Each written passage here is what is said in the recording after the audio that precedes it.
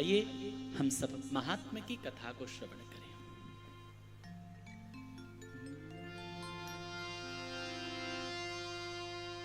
सच्चिदानंद रूपा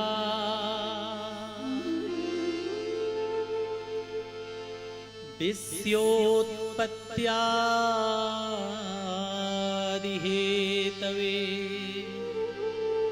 तापत्रय विनाशाय श्रीकृष्णाय वयं नमः। वैसे भागवत जी की महिमा सभी पुराणों में है लगभग, लेकिन पद्म पुराण और स्कंद पुराण में विशेष है। मैं आप सबको पद्म पुराणोक्त श्रीमद् भागवत महात्म्य को सुना रहा हूं। यहां सबसे पहले भगवान को प्रणाम किया गया है। श्री कृष्णाय वयं नमः। हम भगवान श्री कृष्ण को प्रणाम करते हैं। कैसे हैं श्री कृष्ण? सुनिए, यहां भगवान श्री कृष्ण के दो लक्षण बताया गया, एक स्वरूप लक्षण और दूसरा तटस्थ लक्षण। स्वरूप लक्षण क्या है? सच्चिदानंद रूपा। भगवान का स्वरूप क्या है? सत स्वरूप, चित स्वरूप और आनंद स्वरूप। सत कहिए जो बिन से नाही, सत कहिए जो बिन से नाही, चित चैतन्य सकल घट माही, चित चैतन्य सकल घट माही, आनंद घट घट करे हूँ अनंता, आनंद घट घट करे हूँ अनंता, ताको कहिए सच्चिदानंदा, ताको कहिए सच्चिदानंदा, ताको कहिए सच्चिदानंदा, ताको कहिए सच्चिदानंदा। श्री वृंदावन बिहारी लाल की जय हो। सत कहते हैं जो तीनों काल में कभी नष्ट नहीं होता, वो सत्य है। ये शरीर लगभग कितना 37, 38 साल 40 साल पहले ये शरीर नहीं था, और ये शरीर आगे भी रहेगा नहीं, कभी भी नष्ट हो सकता है। इसलिए ये शरीर सत्य नहीं है। ये घर मकान दुकान ये नहीं था। 20 साल बाद आए तो हमको पहचानने में मुश्किल हो गया। इस संसार परिवर्तनशील है। संसार किसको कहते हैं? संसरति इति संसार। जो दिन ब दिन सरकता रहता है उसी का नाम संसार है। आज हम जैसे दिखाई दे रहे कल वैसे नहीं दिखाई देंगे। जब बाल सफेद हो जाता है तो लोग कोयला लगाकर काला बनाते तो हैं, लेकिन नीचे से फिर सफेद ही निकलता है। ये संसार नाशवान है, इसीलिए सत्य नहीं है। सत्य क्या है? राम नाम, बोलिए बोलिए, राम नाम, हरि नाम। कोई डर तो नहीं रहे ना? डरना नहीं चाहिए, ये सही बात है। ये बात अगर जीते जी समझ जाए तो मरने के बाद कोई कहे या न कहे कोई परवाह नहीं। उमा कही हूं मैं अनुभव अपना, सत हरि भजन जगत सब सपना। सपने में बहुत कुछ अच्छा भी दिखते हैं, बुरा भी दिखते हैं, लेकिन नींद खुलने पर खत्म। ठीक इसी प्रकार ये संसार के सुख हमको सुख दे रहा है, दुख दुख दे रहा है। कब तक? बोले जब तक मोह निशा में सोए हुए हैं। मोह निशा सब सोभ निहारा, और देखहीं स्वप्न अनेक प्रकार। और जब जग गए तो ये सब सुख और दुख कोई प्रभावित नहीं करता जीवन में। व्यक्ति उभय परिस्थिति में सम रहता है। इसीलिए भगवान सत्य हैं। कभी आपने देखा है भगवान श्री कृष्ण के, श्री राम जी के मुंह छुए? नहीं, वो नित्य किशोर हैं। भगवान थे नहीं, भगवान हैं। अद्यावधि यह लीला करे गुरारा। आज भी भगवान लीला कर रहे हैं।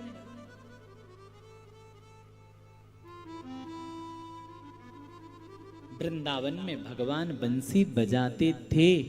नहीं, भगवान वृंदावन में आज भी बंसी बजाते हैं। आज मधुर मधुर बंसी बाजे, यही तो वृंदावन। कोई सुनने वाला हो, आज भी बंसी बजती है प्यारे। कभी वृंदावन जाओ तो सुनने का प्रयास करना। कोई विरला वो होता है जिसको बांसुरी का धुन सुनाई पड़ता है। फिर जिस संसार के विषयों को भोगने के लिए, पाने के लिए लालायित हो रहे हो, पीछे लगे हुए हो, वो विषय तुमको तुच्छ लगेगा।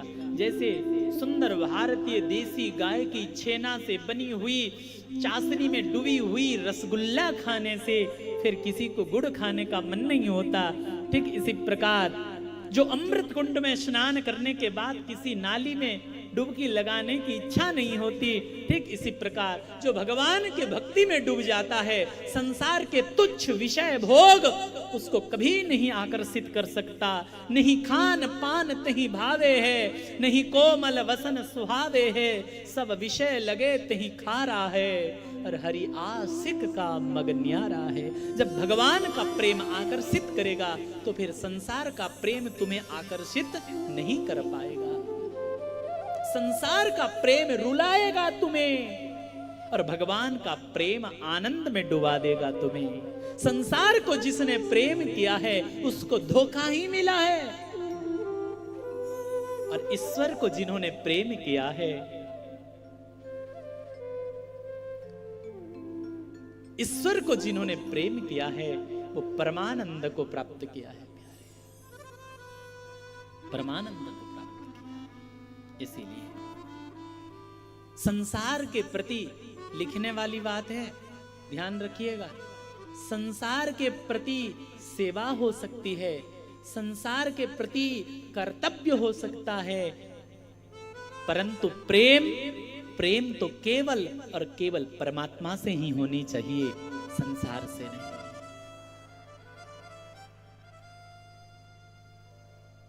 भगवान का स्वरूप है सत्य, सत रूपाय। दूसरा लक्षण है चित रूपाय। चित्त माने ज्ञान, प्रकाश। भगवान स्वयं ज्ञान स्वरूप हैं। चिद रूपा, और भगवान आनंद रूपाय। चिद रूपाय माने यमे वेश वृणते तेन लभ्य। जिनकी कृपा से जाना जाता है, और जानत तुम ही होई जाए। जो भगवान को जान जाता है वो फिर भगवान का हो जाता है, भगवान के स्वरूप हो जाता है। चिद रूपा है। भगवान कह रहे मुझाकू हुई सदय ज्ञानता रुदर उदय। कोई पढ़ के विद्वान बन सकता है महाराज, लेकिन ईश्वर को प्राप्त करने के लिए विद्वान होना जरूरी नहीं है। ईश्वर को प्राप्त करने के लिए प्रेमी होना जरूरी है, भक्त होना जरूरी है। तो भगवान स्वयं चिद स्वरूप हैं और भगवान आनंद स्वरूप। दीपावली में हमारे वृंदावन में शक्कर पारा बनाते हैं। शक्कर पारा जानते हैं? शक्कर के ही हाथी घोड़े, शक्कर के ही लोटा, ये सब बनाया जाता है। तो उसमें क्या होता है, आगे पीछे बाहर भीतर केवल शक्कर ही शक्कर, शक्कर पारा कहते हैं। ठीक इसी प्रकार भगवान के भीतर बाहर केवल आनंद ही आनंद है। हम सब के भीतर मल मूत्र हाड़ मांस रक्त कफ भरा हुआ है। जिस शरीर को देखकर हम आकर्षित होते, शरीर में है क्या? परम श्रद्धेय स्वामी श्री रामसुखदास जी महाराज जी बात को कहा, मेरा हृदय को छूता है ये बात। कहते थे किस शरीर के आकर्षण में पड़े हो? ये शरीर क्या है? बोले गंदगी बनाने की मशीन है ये शरीर। है कि नहीं है? बताओ, बढ़िया से बढ़िया रबड़ी खा लो, थोड़े देर में मल बन जाएगा। इस शरीर के अंदर है क्या? बड़ी सुंदर पद हैं। रक्त मांस हड्डी के ढेर पर मढ़ी हुई है चाम। रक्त मांस हड्डी के ढेर पर मढ़ी हुई है चाम। रक्त मांस हड्डी के ढेर पर मढ़ी हुई है चाम। रक्त मांस हड्डी के ढेर पर मढ़ी हुई है चाम। देख उसी के सुंदरता, देख उसी के सुंदरता, देख उसी के सुंदरता, देख उसी के सुंदरता। हो जाती नींद हराम, हे माया तेरी बहुत कठिन है राम। हे माया तेरी बहुत कठिन है राम। हे माया तेरी बहुत कठिन है राम। हे माया तेरी बहुत कठिन है राम। किसी संत ने बड़ी सुंदर बात कही, भीतर तो गंदगी ही गंदगी है, ऊपर से चमड़े की पैकिंग कर दी गई है। पैकिंग तो बड़ा सुंदर है, लेकिन अगर चेकिंग करो तो भीतर क्या है? केवल गंदगी रखा होती, केवल गंदगी। कवियों ने किसी नारी के नेत्र को बड़ा सुंदर उपमा देकर लोगों को प्रभावित करना चाहा, लेकिन सत्संग में ध्यान रखना, अरे जिन नेत्र को देखकर फंस रहे हो, प्रभावित हो रहे हो, आकर्षित हो रहे हो, उस नेत्र से सो के उठो तो कितना कीच निकलता है, कितना गंदगी निकलता है। उन्हीं आंखों में तुमको आकर्षण दिखाई दे रहा है। जिस मुख पर कफ भरा हुआ है, जिस नाकों पर गंदगी भरी हुई है, वो नाक, वो शरीर सुंदर कैसे हो सकता है? प्यारे, सुंदर तो है मेरे युगल श्यामा श्याम, जो आनंद से भरे हुए हैं, जिनके भीतर आनंद, जिनके बाहर आनंद, और जो उनसे जुड़ जाए वो भी आनंद में डूब जाता है। प्रभु प्यारे से जिसका संबंध है, उसे हरदम आनंद ही आनंद है। आनंद है।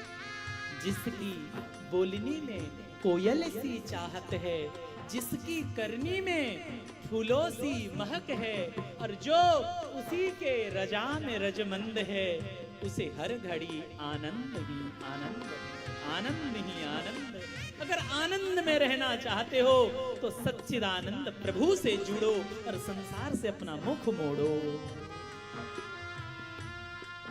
हे माया तेरी बहुत कठिन है, हे माया तेरी बहुत कठिन है राम। राम राम राम राम राम राम राम राम राम राम राम राम राम राम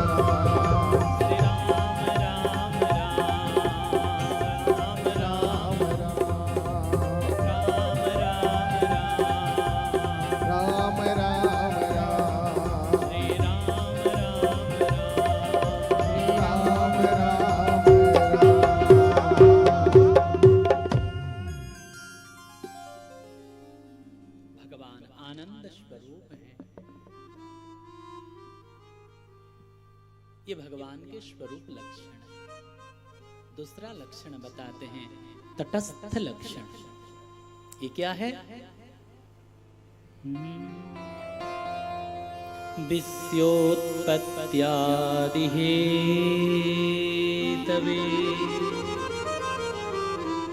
ये समग्र विश्व ब्रह्मांड की उत्पत्ति आदि माने उत्पत्ति, पालन एवं प्रलय के मूल हेतु है, हेतवे।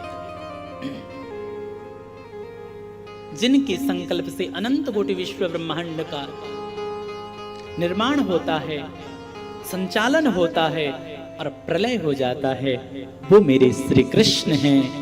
और जिन श्री कृष्ण की शरण ग्रहण कर लेने से तापत्रय विनाशाय, तीनों प्रकार के तापों का समन हो जाता है, दैहिक दैविक भौतिक ये ताप नष्ट हो जाता है। ऐसे श्री कृष्ण के चरणों में हम सब प्रणाम करते हैं।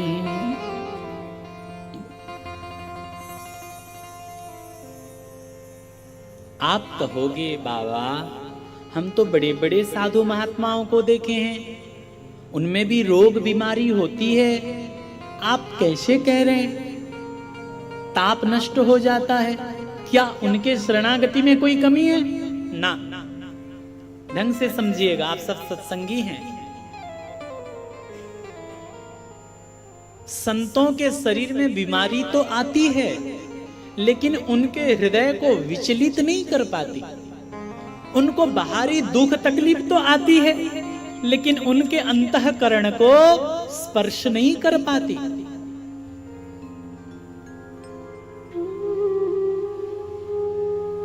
जैसे कोई एयर कंडीशन रूम में बैठा है तो बाहर का गर्मी उसको नहीं सताता, वैसे जो भगवान के शरणागत बन गया है, प्रभु के प्रेम में डूबा हुआ है, संसार में कितना भी दुख आ जाए वो कभी विचलित नहीं होता।